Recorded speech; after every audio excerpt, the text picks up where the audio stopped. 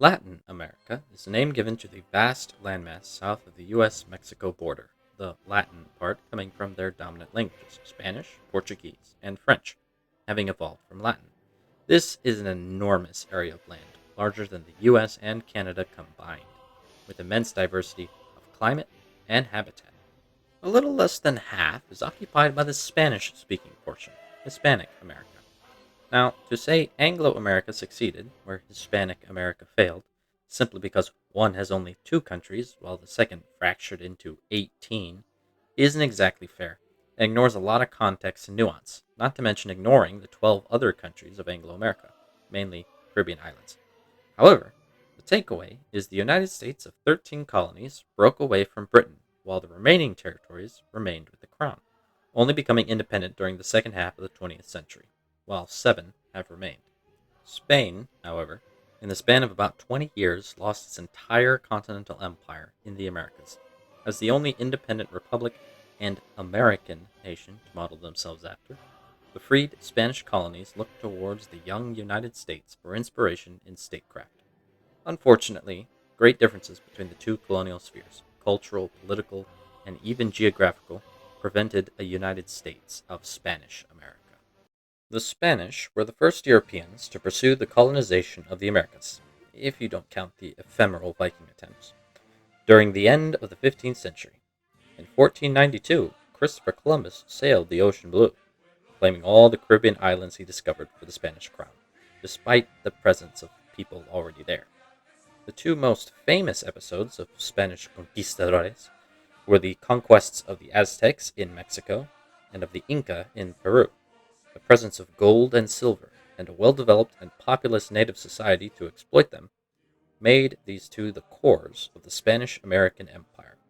Mexico became the viceroyalty of New Spain, while Peru became the viceroyalty of Peru. From these bases, conquistadores, hungry for glory, God, and gold, launched expeditions into the reaches of the Americas. Along the way, they plundered and brutalized native communities, but also set up cities and forts, typical empire things. Spaniards from Europe also emigrated to the colonies, creating a dominant caste in a hierarchy that remained for centuries and in some ways still affects today. The justification for their conquests began in 1494, when the Spanish had signed the Treaty of Tordesillas with the Portuguese, the other early exploration power of Europe. This modified an earlier papal bull, effectively dividing the entire non-Christian world between the two nations. Spain got the majority of the Americas and the Pacific, while Portugal got Africa, Asia, and the eastern tip of South America, the future Brazil. Both largely respected the treaty, with some exceptions, but no one else really did, opening the door for the likes of England, the Netherlands, and France to open their own colonies in America. Pretending to the dominion of half the world, Spain did its best making good on that claim. As more and more cities were founded and frontiers pierced, the later Bourbon kings of Spain decided that it made more sense to reorganize their empire and create two additional viceroyalties, New Granada along the northern coast of South America, and Rio de la Plata in the southern part. Neighboring Portuguese Brazil also became a point of contention, so a few treaties in the 18th century set the borders to reflect the new settlements. Now, it should be noted, despite the vastness of this empire on paper, most of it was poorly explored, poorly mapped, poorly settled, and largely under the control of native peoples. If areas didn't possess large deposits of precious metals or some strategic value, then generally the Spanish ignored the interior of the continent. A token Catholic mission was often enough to appease the royal government. Spanish dominion in the Americas was fairly strong against rival Europeans, but they were relentless in the Caribbean. The lure of sugar plantations was too great, and poor Spain was unable to stop most islands from being colonized by France, England, and the Netherlands. However, following French defeat in the Seven Years' War, in exchange for giving Britain Florida, Spain received Louisiana west of the Mississippi River. It got Florida back after the American War of Independence, though.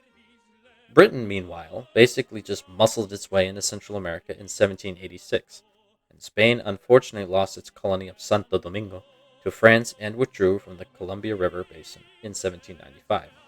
Trinidad was lost to Britain in 1802. Under pressure from American settlers and Napoleon, Spain decided to give Louisiana back to France, who soon sold it to the United States.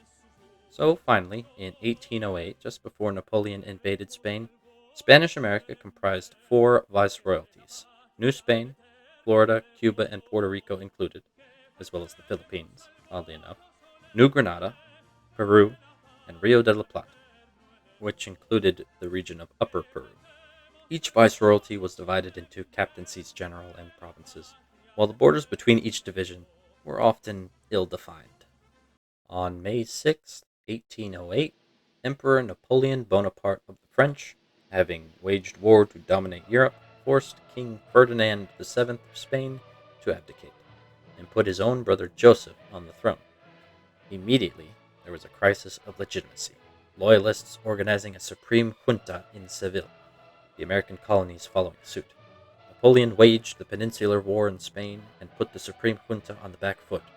Unwilling to recognize the usurpers Joseph in Madrid or the faltering supreme junta, the American juntas became torn between royalists who wanted to support the one true King Ferdinand, moderates who did as well but wanted reform in the strictly hierarchical colonies where Spanish-born whites, peninsulares, outranked the American-born white criollos, and radicals who wanted independence. The resulting conflict erupted into the Spanish-American Wars of Independence. Napoleon was eventually defeated the first time in 1814, and Ferdinand restored to power. An absolutist, he had to face the fact that in both Spain and America, liberalism was now emboldened to reform Hispanic society. There was no putting that genie back in the bottle. Heroes of the Revolution: Vicente Guerrero, José de San Martín, Antonio José de Sucre, Andrés de Santa Cruz, and most famous of all, Simón Bolívar, rose to positions of great power and influence, leading their men in battle against royalist armies. The wars are their own interesting stories, with dramatic moments worthy of any historical epic. The worst of the fighting was over by about 1825, but King Ferdinand, in contrast to George III of Great Britain, never acknowledged the secession of his American colonies to his dying day. Only in 1836 did Spain finally renounce its continental empire, spent after 15 long years of war. A new chapter opened for the independent nations of South America. So, let's take a whirlwind tour of each viceroyalty, the supposed block from which future nations might be constructed. First is New Spain, achieving independence in 1821, adopting the more American name of Mexico. The new Mexican Congress then established a constitutional monarchy, the Mexican Empire, and at first offered the crown to King Ferdinand, but Ferdinand was too stubborn and convinced of his divine right to rule, and could neither abide by a constitution nor acknowledge he lost New Spain. Agustin de Iturbide became Emperor of Mexico, but soon lost support due to economic and political crises. He abdicated, and Congress established the United Mexican States in 1824, with Guadalupe Victoria as its first president. The Captaincy General of Guatemala declared its own independence in 1821 as the United Provinces of Central America, but soon local leaders voted for annexation into the Mexican Empire. After its end, the Mexican Congress allowed Central America to leave, and they promptly did, though in 1824 Chiapas voted to rejoin Mexico. The Captaincies General of Cuba and Puerto Rico, alone of New Spain, were retained by Spain, and would remain until the end of the century. The Viceroyalty of New Granada became independent in 1821, the creation of El Libertador, Simón Bolívar. He called this new nation the Republic of Colombia, a poetic name for the Americas, while historians refer to it as Gran Colombia. The Viceroyalty of Peru became the Peruvian Republic in 1821, with the help from Bolívar and José de San Martín, but already in 1818, the Captaincy General of Chile declared its own independence. Aiding the Peruvian patriots probably secured Chile's place as separate from its parent.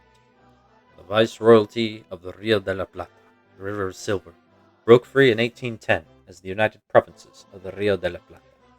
But the Viceroyalty already lost Paraguay in 1811, which would soon fall under the isolationist José Gaspar Rodríguez de Francia and his despotic utopian ideas, and also the east bank of the river Uruguay, the Banda Oriental or Cisplatina in 1816 when Portugal invaded from Brazil.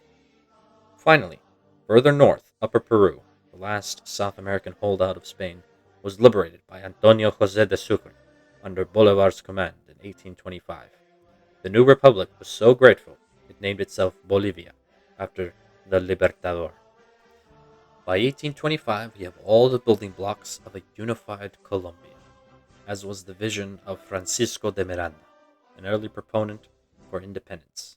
He imagined a great Spanish Colombia from the Mississippi to Cape Horn. Curiously, he saw this great state as a constitutional monarchy ruled by an emperor called the Inca, after the pre-Hispanic Peruvian state. I doubt this Spanish Inca would have been an actual Quechua, though. In 1826, Simón Bolívar called the Amphictyonic Congress of Panama, named for an ancient Greek alliance. The goal was to reach a union, an alliance, an agreement, anything that could foster further unity in the young American republics. All the Spanish American republics were invited, with the exception of Paraguay, as well as the United States, to observe.